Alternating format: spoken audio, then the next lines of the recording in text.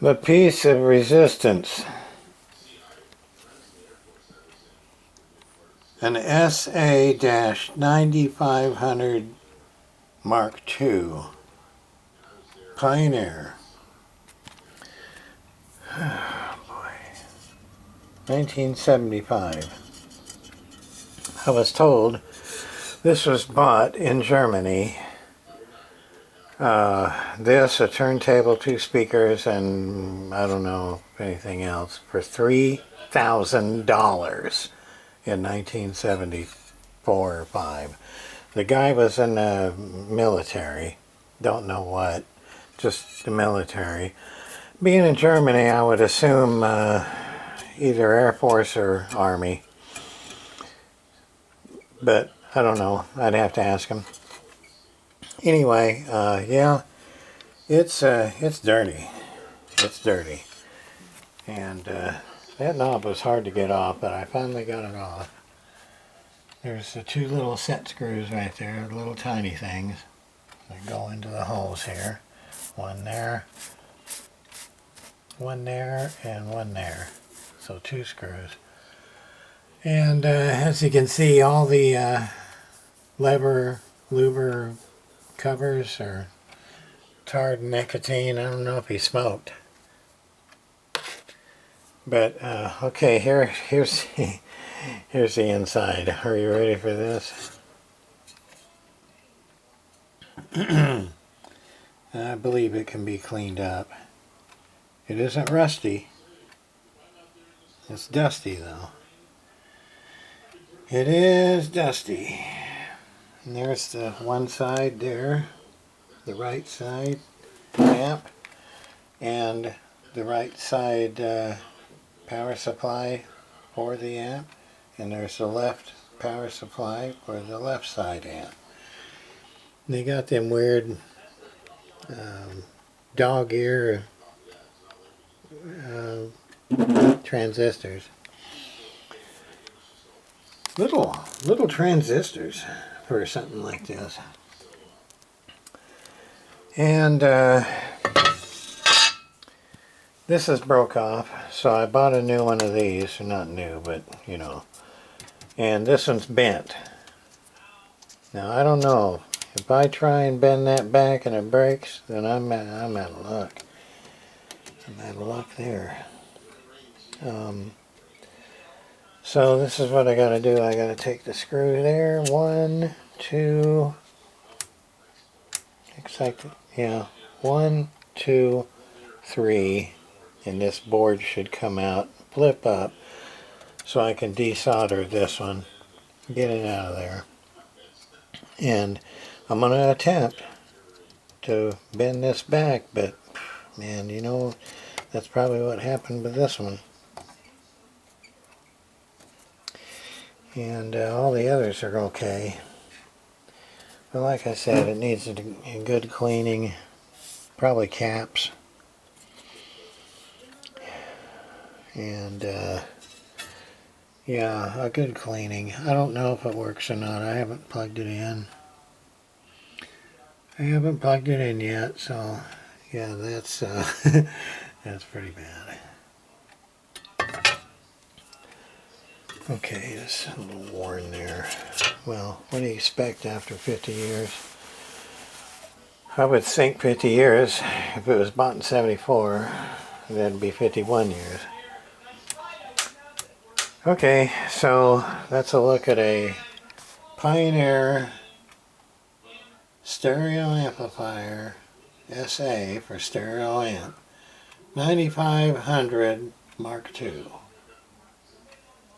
It's got 2 trebles and 2 basses and a tone. Speakers AB and AB+. On and off. Filter, low, 15, high, 8.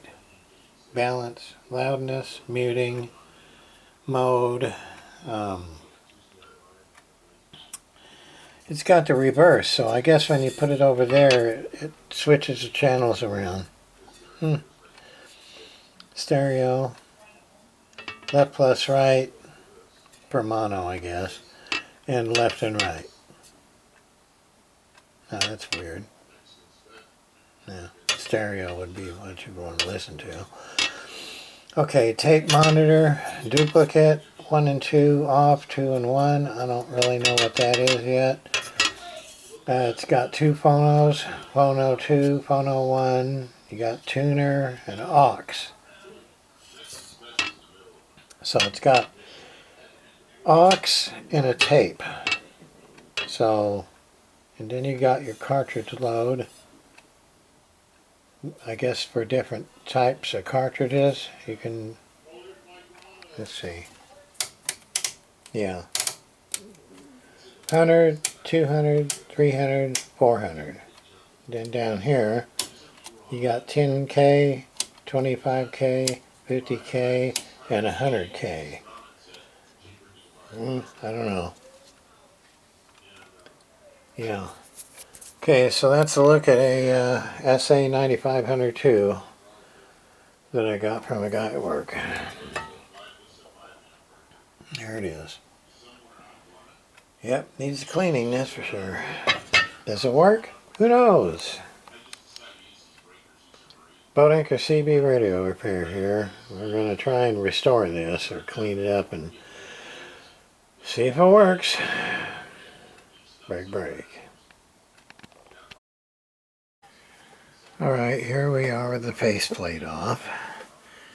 And the way you do this is you take the screws out of here. 1, 2, 3. There's 1, 2, and 3. And the whole thing just slides out.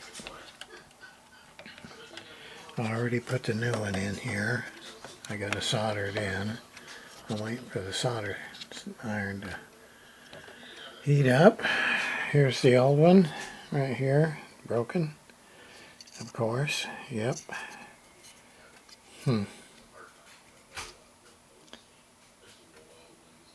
Yep, 90K times 2. This is the 9-position base right here.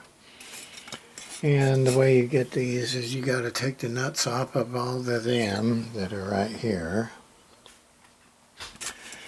And then you take the screws off right here and right down there on the corners, right here and right here. And you put them to the side, don't lose them. And then this comes off the board. You got to do that to put the switches on there, because there ain't no way to take the switch out with them. Even if you unsolder it, you still can't get it out. So you got to take the board out of this backing, and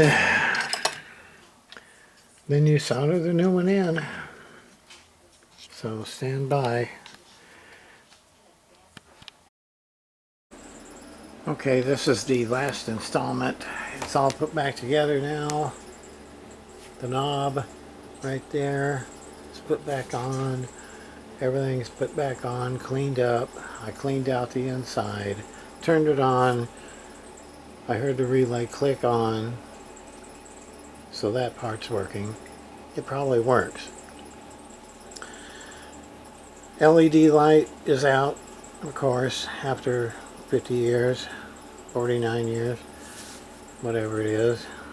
But the unit came on, nothing smoked. I cleaned it all out, cleaned the transformers off. You've seen that in the last video, what it looked like. So, okay, it's finished, basically, what I can do to it. Now, moving on to the turntable. I plugged it in, turned it on, the platter didn't spin. I took the platter off and I noticed that there was a lever that went up against the motor, which probably pushes a button. I didn't go too deep into it yet, but it was loose. The lever was loose and wobbly. It would wobble back and forth like that. So I think that there was a spring on it that came off, it's missing the feet. The springs, I only got one spring, and I saw this on eBay, not this, feet with the springs and the metal pegs, but unfortunately it sold. And there are cartridges that you can still get, the whole head shell with the cartridge, you can still get them. Fairly cheap. And so the turntable doesn't spin when you turn it on. I spun it by hand and the arm goes over and goes down and comes back up and resets and goes down. So that part's working. The only thing that isn't working is the turntable platter is not spinning. Who knows, maybe you got to put a record on it. Maybe it's got a sensor that hits the record and says, okay, it can work. But it isn't, so. And I didn't put a record on it. I'll do that later. Maybe in the next video of this set here, I'll do that. But anyway, there it is. The cleaned up and finished. So far I put 50, almost 60 bucks for that. The pot control and a knob. So that's what I'm into it now. It's about 60 bucks. As for the turntable, that's later. I'll work on it later. And I guess all I gotta do now is hook the stereo up to some speakers, and I'll have to use that cheapo Chinesium line out turntable, and I know it works, so I can hook it up to that with some speakers and test it. This is Boat Anchor here, and this is a 9500 Mark II Pioneer from 1974 or 5. Bought in the military for 3,000 bucks. Break. Okay, I can't leave you hanging. You gotta see what it sounds like at least. Alright, here we go. Got this cheapo Chinesium turntable, that's all I got right now. And these crappy old, whatever they are, 8s. Alright, turn it on, turn this down, there's the relay, put the needle on the record,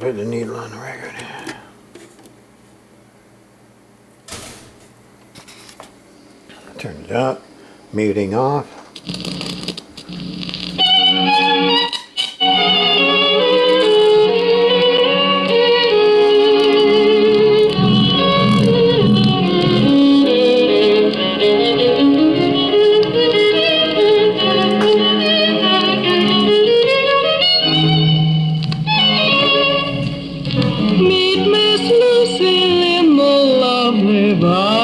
That sounds like crap.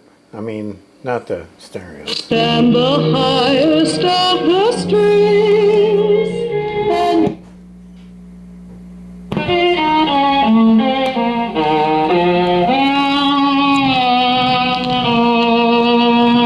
I'm Nola, viola. Yeah, well, you know, I could have put Beatles on, but you know what would happen. I'm Peter Percussion, I am a rhythmical guy.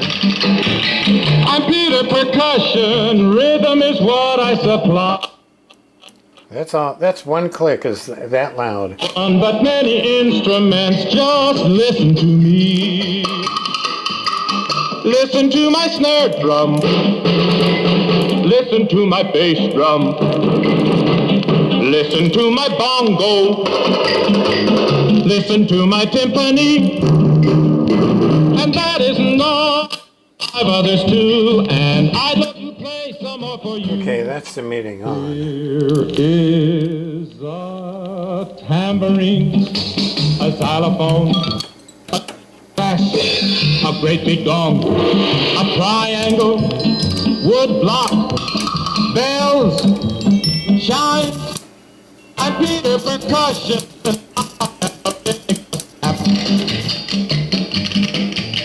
When Peter Percussion plays, every foot starts to tap.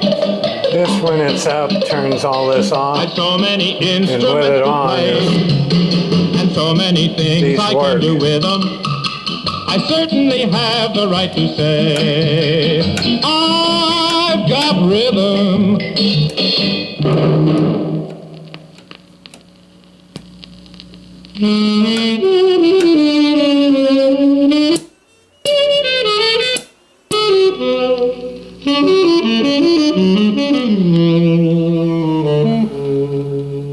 I max the saxophone. Oops. See, it isn't grounded that great. Hear it? But anyway, it's working. Both sides work. It's louder than hell with only the one click on and this loudness off.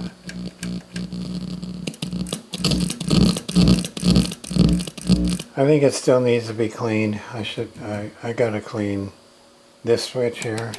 Pretty sure. I already sprayed it, but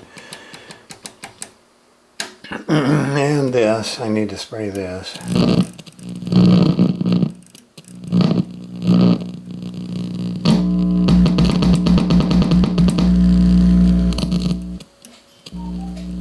Yeah.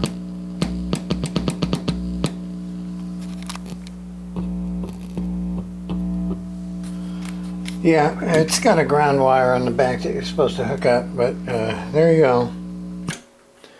It's working. It does work. And it's loud.